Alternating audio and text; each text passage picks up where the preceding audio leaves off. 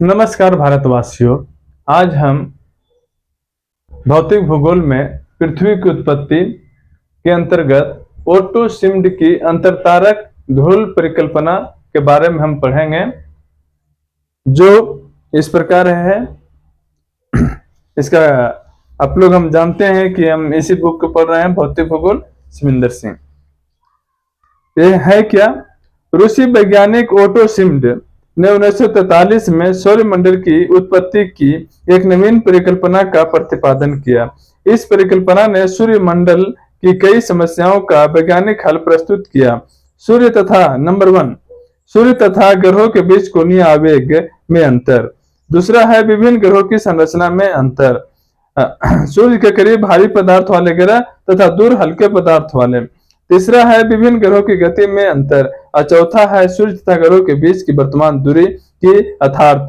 Seemed की परिकल्पना की सबसे बड़ी विशेषता यह है कि उन्होंने ग्रहों की उत्पत्ति गैस व धूल कणों से मानी है। आदि काल में ब्रह्मांड में अत्यधिक मात्रा में गैस एवं धूलि कण फैले हुए थे। इन गैस मेघों तथा धूलि कणों की उत्पत्ति उल्काओं या तारों से निकले पदार्थों से मानी जाती है।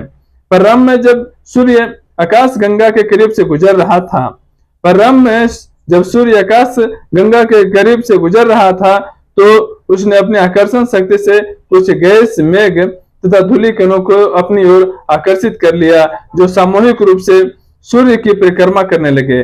स्मरणीय है, प्रारंभिक चरण में धूलि कण तथा गैस अव्यवस्थित रूप से अलग अलग सूर्य का चक्कर लगा रहे थे। गैस मात्रा में कम होने कारण अधिक अव्यवस्थित थी, जबकि धूलि कण अधिक होने कारण कम अव्यवस्थित थे। परिणाम स्वरूप धूलि कण संगठित तथा घनीभूत होकर एक चपटी तस्तरी डिस्क में बदल गए।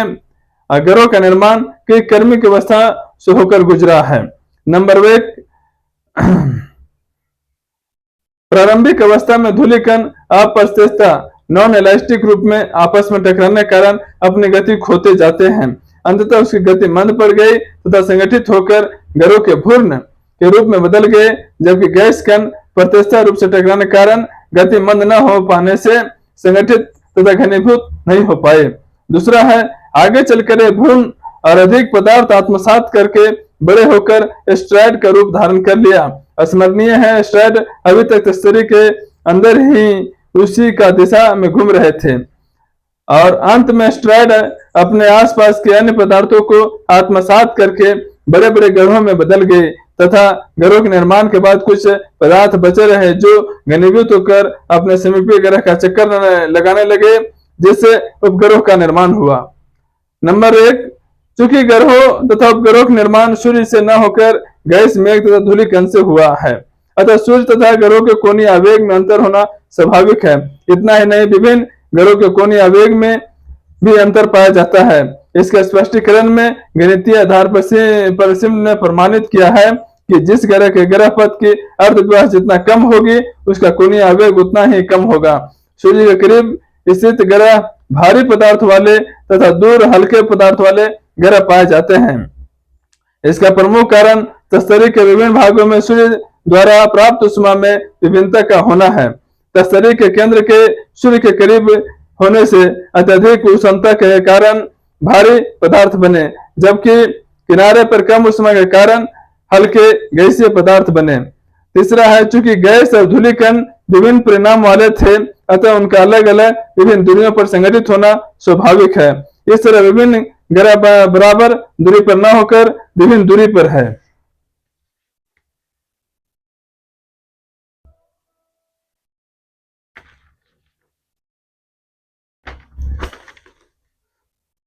मूल्यांकन। सिम्ड की परिकल्पना आदमी वैज्ञानिक तथ्यों का सहारा लेकर चलती है, परंतु उसमें कुछ दोष भी मिलते हैं। गैस, मेघ तथा धूलि कणों की उपस्थिति का स्पष्टीकरण संतोषजनक नहीं है। यदि गैस, मेघ तथा धूलि कण बिखरे थे तथा शिथिल थे तो सूर्य उनका अपहरण करने में कैसे सफल हो पाया, इसका संतोषजनक हल सिम्ड नहीं दे पा रहे थे। निष्कर्ष। ऊपर वर्णित कुछ परिकल्पनाओं तथा सिद्धांतों के अलावा अनेक मत तथा सिद्धांत प्रस्तुत किए गए हैं। इनमें से अधिकांश मत पुराने मतों के संशोधन मात्र है। नवीन परिकल्पनाओं तथा सिद्धांतों में मुख्य है फॉन वायस्कर की परिकल्पना, अल्फवेन की अंतरतारक मेघ परिकल्पना, रासगन की परिभ्रमण तथा ज्वारीय परिकल्पना और बनर्जी की सिफिट परिकल्पना, एसी बनर्जी इलाहाबाद यूनिवर्सिटी। इस प्रकार पृथ्वी की उत्पत्ति के संबंध में विद्वानों ने के मत भिन्न भिन्न है, परंतु जब आकाटे सिद्धांत प्रतिपादन नहीं हो जाता तब तक लिटन तथा होयल द्वारा संशोधित तथा परिवर्तित जेम्स जीन की ज्वारीय परिकल्पना ही मान्य रहेगी। यानी जो भी चीज है, जितने भी भूगोल वेत्ता दिए हैं, ये भी पहले माने हैं। देखिए ये भी कैसे बोले हैं कि ऐसे ऐसे धूल कण संगठित हुए और इस तरीका से तस्तरी नुमा बना और इसके बाद ये आकार लिया और उसके बाद ग्रहों और पृथ्वी और उपग्रहों का निर्माण हुआ।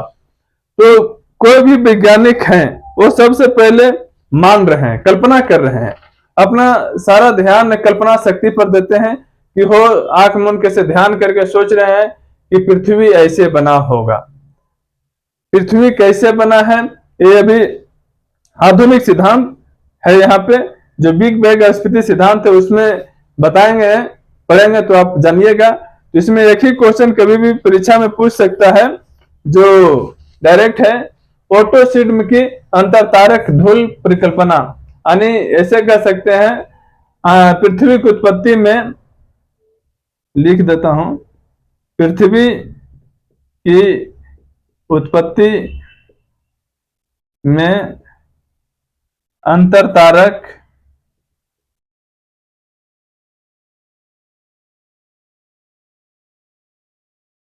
धूल परिकल्पना